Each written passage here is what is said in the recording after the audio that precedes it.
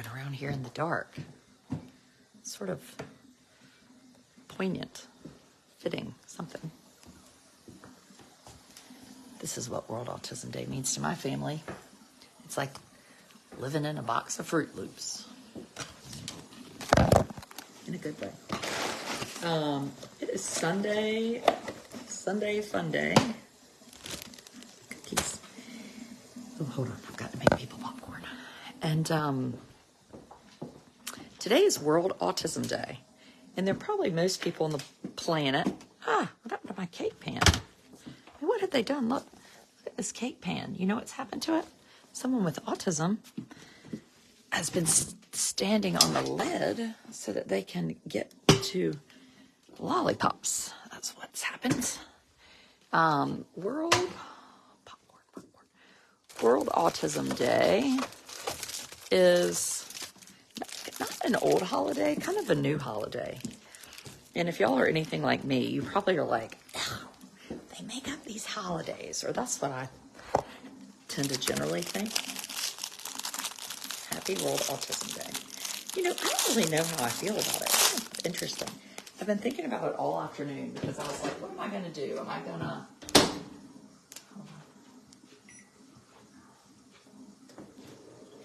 Am I going to be like, hooray, yay, it's World Autism Day? Or am I going to be like, ugh, I don't know if there's much to celebrate. It's really tricky. It's really tricky. I was reading back through old things I had written. I've been, talking about this kind of stuff for 7 years, which is not a terribly long time, in writing this blog since before we even knew Amos had autism. And what was really scary to me was this future and this, the unknown of it, and it's still unknown, but that fear doesn't grip me in the way it did. But it's really interesting. I think about, okay, I used to think autism was kind of not tough, but I didn't like it as much as I do now. And I think it's because it's meant to bring awareness to the diagnosis. I'm not sure if it is, Heidi. I was reading about what it was. Yeah, I just put up this essay from my son Thomas that he wrote when he was applying to school years ago. And I don't know it exactly because I just posted it, but it's pretty neat. I think let me look at it. I had written down what they said about World Autism Day and what it is. Let's see. Well, where is it? I had it on a Post-it note. Okay, here it is. United Nations General Assembly. To highlight the need to help improve the quality of life of those who are autistic so they can lead full and meaningful lives is an integral part of society.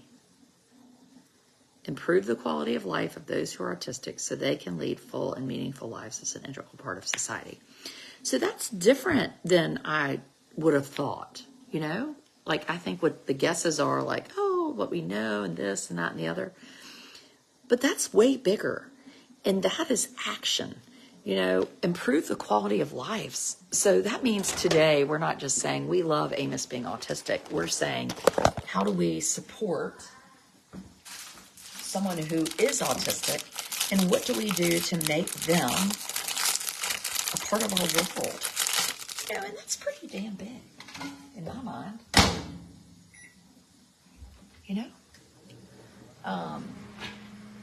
And it's not necessarily an easy thing to do. I mean, even as a mom of a person with autism, I struggle. So I met 2 families this weekend that had children with autism. And, it was so interesting having these totally different conversations. And please don't harangue me about eating on video. It's so annoying. Kind of stale, too. So for one family, the wife was home and the husband was at my boys' school. Hi. Oh, And so I felt in that moment, I was like, autism feels sad to me with them, right? Like this family has been split up. A mom is at home. But in that moment, autism felt happy to me. What you doing? You gonna move the table? Are you gonna share your popcorn with mommy? No. Just one little piece? Yeah, my way. Oh, you're sure? You're wrong. Oh, look at that pretty sky, Amos. It's too Um, dark and pink. It is kind of dark. We need to turn the lights on. So it was like this one, it just can be so many different things. But I think the biggest thing, if there's like one thing I want to get across to people, is that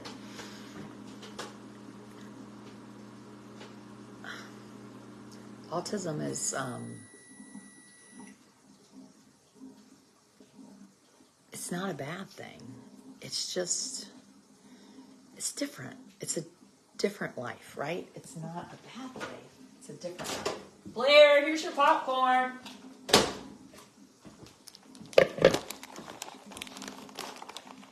It's not,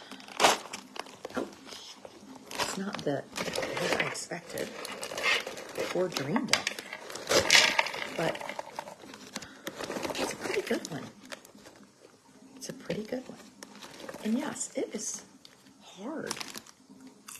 Sissy, your popcorn's right here on the counter.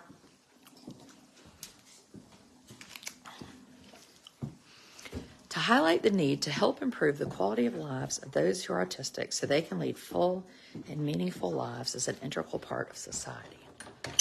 I just love that.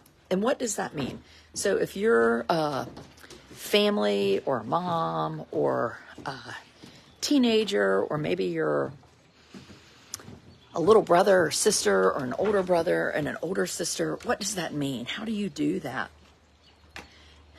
You include, you ask questions, you welcome, you smile, you, dear my friend, do not judge, and laugh with me. I would much rather somebody smile and laugh and giggle than someone look at me and appear sad. Like the pity business is probably what inspired me to write to begin with, because I was like, I cannot handle having this amazing, look at him, little boy, and having people look at me and pity me because he's awesome. Hi. Hello. Hi. Look at mommy. Hi. Hello. Now the dog's barking. Oh my God, the dog's out there trying to see who I'm talking to. Pity is the worst. Yes. And I say that from a place of I was the one probably pitying other people. So I get it. That was me. I looked at your family and I apologize, and I felt pity for you. I saw you, I felt awe, and I felt pity, and I felt admiration. Which admiration may be like a form of pity. I don't know. I agree. Find the joy and leave the sorrow to someone else. But I still feel sad sometimes. And I don't like sometimes it's considered ableist, or the actually autistic say, you can't grieve people with autism, but I think they have to understand that, one, you can't tell anybody how they can feel. That is a really key focus. You can't tell me how I feel, right? And so some people might feel sad about something, and some people might feel not sad about something. And that's okay, right? Because my feelings are my own. But this weekend, as I'm talking to this dad, and they have, a son at school, boarding school with my sons, and a son with autism at home, I felt sad for them. And I felt not pity, but I did feel sad. And I said to him, I feel sad. It makes me sad. Because I was having this great time with my boys and his wife couldn't be there, you know? So sometimes you might feel sad. And sometimes I want people, maybe I just want them to, maybe the better word is understand, like, why I can't. Where did you read what Thomas wrote? I put it up on Facebook before this video, which is why not many people are looking at this video, because Facebook likes to, you know, if you put one thing up, they're like, you're out. But I just really wanted to put it up. It was important to me. You do what you feel is right. But anyway, I saw people like families on mine, and I didn't know. I wish I had known, like, because now here's the kind of stuff I say generally to people, like, you have just learned what fun is. Or I'll say to people, I've conceded defeat. Or when they're like, what about your older son going to college? I'm like, yeah, he's going to go to college. You know, he really wants to go in the Air Force Academy or Carolina. And you know what we're going to do if he doesn't get in? He's going to the community college and he's going to transfer. And that's okay, right? Like, the only reason nobody wants to say they went to the community college is because of pride. Well, you know what? I let that go. When you live with that person right there sitting in the window, your pride goes away. And why is this? Well, it's like living with, it's like, here's what it's like. It's like never knowing if your clothes might fall off that second. Think of Cinderella. Cinderella, she's having a good time. She's just at the ball and it's wonderful. And then bang, bang. And she's like, frick, I've got to get out of here. I'm losing my clothes. And then, you know, just the pumpkin, everything's falling apart. It's terrible. That's what it's like to live with Amos. That's what it's like. You never, not pride, maybe your ego. I think it's pride for me. I don't think it's ego. But maybe they're the same thing. I don't know. I didn't break 1,000 on the SAT. I'm not like a genius. But I think when you live with Amos, you can be out to dinner. And then all of a sudden, like somebody's thrown a shoe, or maybe they've like dropped a vase, or they've yelled the F word. These are things that don't happen as often now. But it is, it's terrifying. Not terrifying. It's invigorating. It's kind of like going, if I went and jumped in that water right now, like I feel a little bit tired. If I went out there and jumped in that water, I would be wide awake. That's what living with Amos is. You could be at a soccer game, a middle school soccer game. I mean, I have countless stories of this.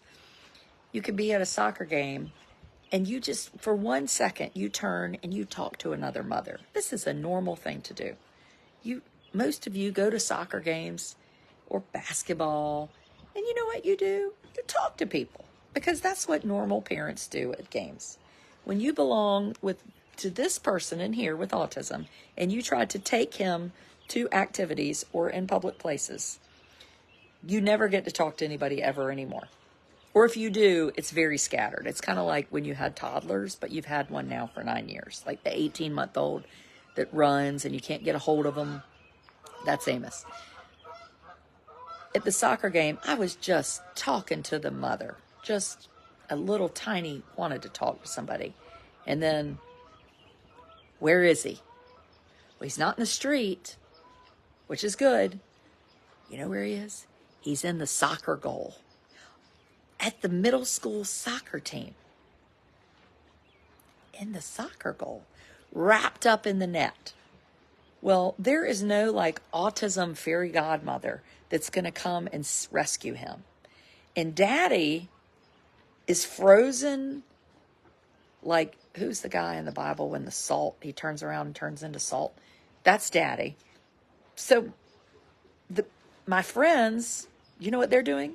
Because they're actually good friends, Joy, Erica, I can't remember who else was there. They're laughing at me, which is actually great. I appreciate the laughing because that is funny. So I have to run out there on the soccer field, extricate the small person from the net. Now, I can laugh now, Sodom. Thank you, Queesia. I can laugh now.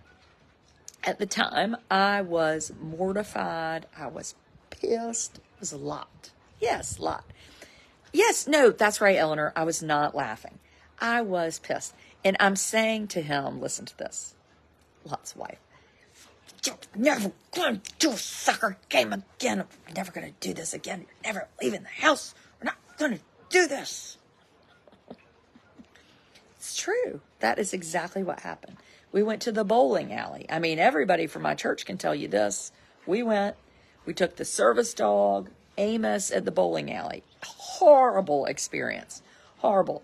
Amos is wild. He wants to run on all the wooden things. He doesn't want to wear the bowling shoes. The dog is excited because... Quiet. It's awful. Same thing. We're never coming back. Honor. It's my honor. Why is she barking? Stop. That is too loud. No one is here. Basically like that behavior. What are you doing? Is that the dog cup? Here. That's the dog cup. Yuck. Ew. Yuck. Gross. Oh, no, that's not the dog cup. That's milk. No, that's the dog cup. Here, this cup is fine, but it has milk in it. Here you go. This is not for the dog. That's not for the dog. No.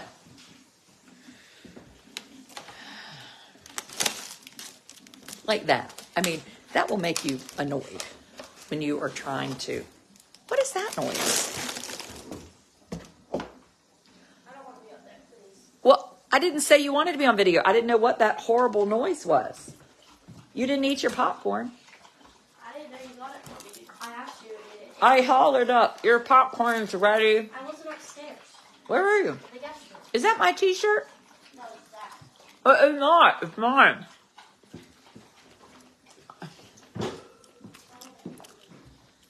Now say good dog. No, I'm not saying it. You can't make me. Anyway,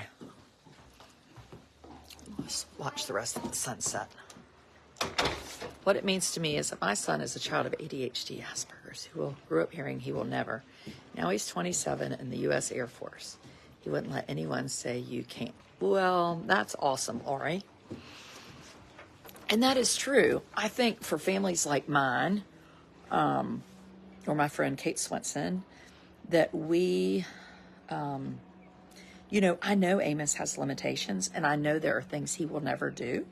He also has a genetic disorder, and it's okay. So I think for me, it makes me feel, not from you, obviously, you're a fellow autism mom, but it makes me feel bad inside when people tell me, Amos might just, I don't know, just one day magically become this typical kid, just like my other kids. Amos is delightful and wonderful, but that is not his future, and that's okay. And I think we have to say, one, it's okay, and two, who said being regular was the pinnacle of existence? Do you have to worry about Amos leaving the house if you're not watching him? Yes. For 17 years, I've been a mother. I have never been able to walk out my front door without making a plan for a child. That is a long time of not having freedom. And that's a little autism, because Amos is now 9. And at 9, truthfully, I left my other kids for 20 minutes to go run an errand, and I can't leave him. And at 10, I'm not going to be able to leave him. And at 11, I'm not going to be able to leave him. I don't know when I'm going to be able to leave him. I would have to trust that he didn't turn on the stove, that he didn't, I don't know what. Oh, thank you, Brett. I think it's important too. You know, like if we can just talk about things in a way that are real and honest, and they don't have to be overly positive or terribly negative, and we can say sometimes things are hard, sometimes they're easy. The next time the dog was alerting you of Amos, he might not bark. Please do not tell me what the dog was doing. The dog was not alerting me to Amos. The dog was barking because the dog heard something, and the dog is excited, and the dog wants me to come outside and throw the darn tennis ball. And I don't feel like throwing the tennis ball. Just doing a quick thinking about autism, and then I'm going to take this little autistic nut inside, and I'm going to get him in the shower and to bed because it's 8 o'clock and it's Sunday. And old mom's Sunday night. So it's just, but it is an exciting life. We had, I'm being confirmed in the Episcopal Church. And I've taught Sunday school for like 12 years, but never could go to confirmation because I either had babies, breastfeeding, or was teaching Sunday school. So I'm being confirmed finally now. And today we did this like timeline of life, and it was really interesting. And I put in there the birth of Amos, and then I put the diagnosis of Amos, and then I put when I started my blog, like Amos, and it was supposed to, like, you're kind of rating it on a scatter plot. And I was thinking, like, Amos was up there, his diagnosis was up there with my brother dying of cancer. That's what the diagnosis really felt like to me. And again, you can't tell me how I feel. No, this is Old Mom Sunday night. World Autism Day has replaced Old Mom Sunday night. So you must come over and be a subscriber. Oh, Bethany, you're already a subscriber. Yes. Old Mom Sunday night is on my big page.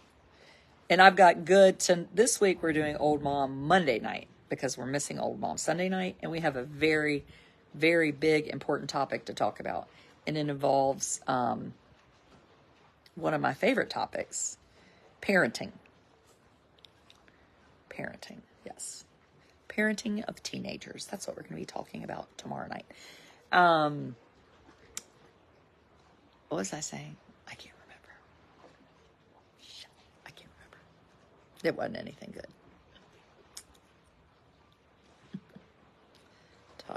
Confirmation. Oh, but we were doing this thing, and I was like, so autism has made me super low, like pinnacle up there with this. Look how pretty the sky is. That little ding. And then autism has been my North Star, right? Right there. And sometimes it just feels like the most magical, wonderful thing on the planet. Like I had this little boy who I didn't know he could read, and he read my coffee cup. Like that's something you read about. Like that's something that can't be true. Or he was reading before he was potty trained. Or the fact that he can spell Afghanistan. But if you say, how old are you? He might say, I'm 1. He's getting pretty good at saying 9 now. But like, it's magical. He is magical to me. I have 4 children, 1 with autism, 3 other typical ones, as typical as, humans are. And 2 of them have written essays, one which I published tonight, that said the biggest influence in my life has been my brother Amos. The 3rd one hasn't written an essay yet, and he might not say that. But like, that's a big deal. To have 2 children share the biggest thing in their life, and not in a bad way, Anyway, that's really important to me. And I'm just so honored to be a part of this journey.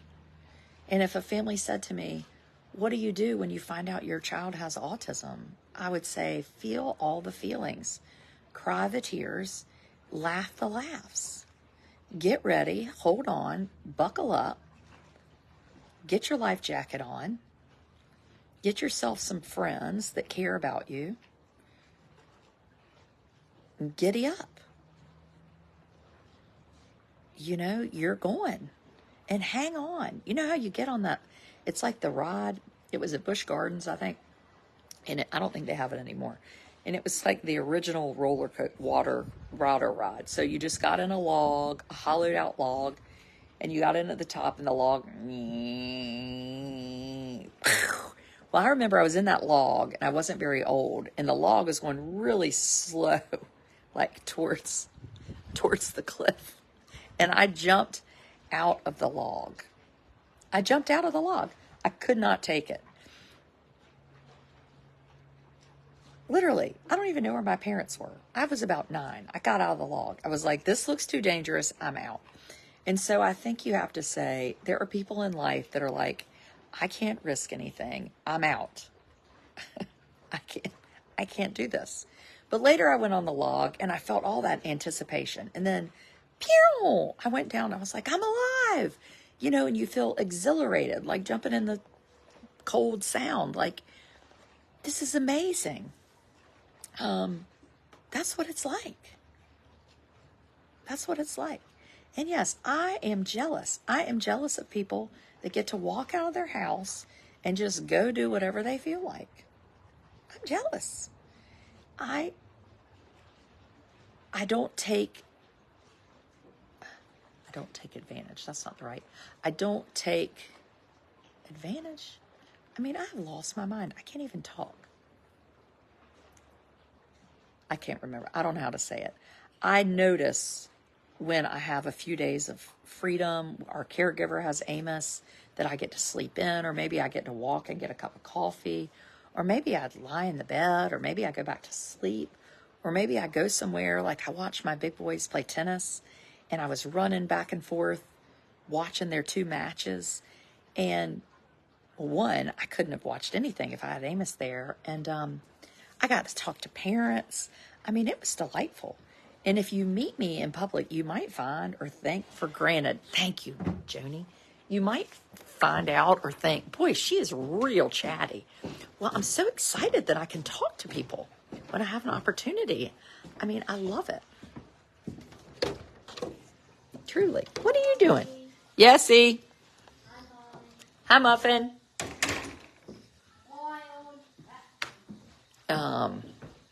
Everybody's trying to help me in my disjointed self. Prepare to be sunny side down, Batman. I don't crack that easily, Egghead. I don't crack that easily, Egghead. Can I see the book? Let me look at the front. No. Who sent you that? Oh.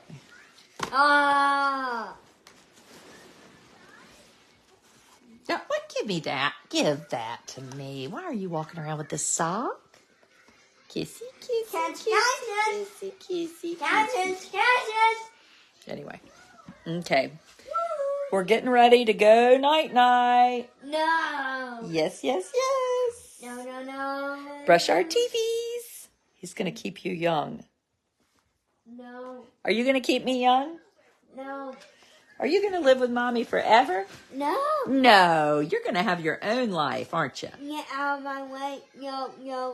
Is Amos going to have his own house? No. He's not going to live with Mommy. No, he's not. Is he going to come visit Mommy? Get out of my way. Oh, this is my house. And you're a service dog. Oh, no. Get out of my way. I'm getting out of your way. I'm going to get your medicine, bossy. No, you won't. Oh, yes, I will. Don't get my medicine, Mommy. So that's like a new thing that we're kind of handling. But Mommy, you don't get your medicine. I am. I am not. Yeah, and Vicki, I appreciate spending time with my other kids. Like, I really appreciate it. Yes, honey.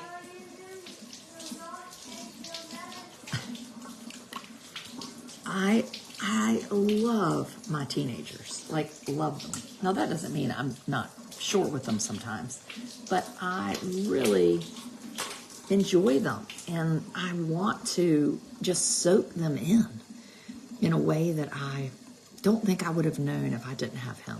You know, I think life was easier, you know, and I think when life is easy, unfortunately, you have the tendency to not go deep, you know?